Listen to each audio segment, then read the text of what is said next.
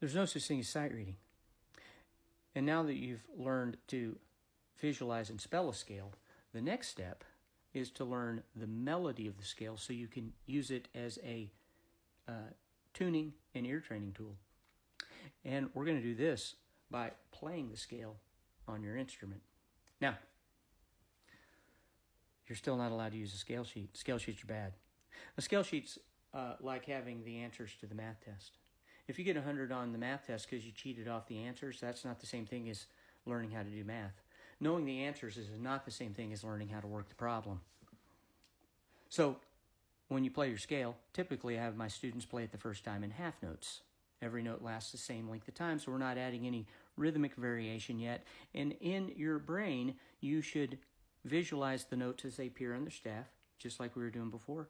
Think the names of the notes so that you know which notes to play as you're playing. But then the new part is while you're playing, in your mind, you observe the sound of the melody of the scale, and in your mind's eye, you sing the melody of the scale in your head while you play.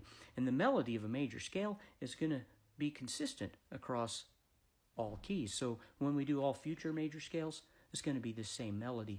This way, when you see the scale in music, you'll recognize it because you learned what it looks like by visualization. And once you recognize it, you'll immediately know what the notes are going to be. You don't even have to look. You can predict what note's going to come next because you've learned how to spell it.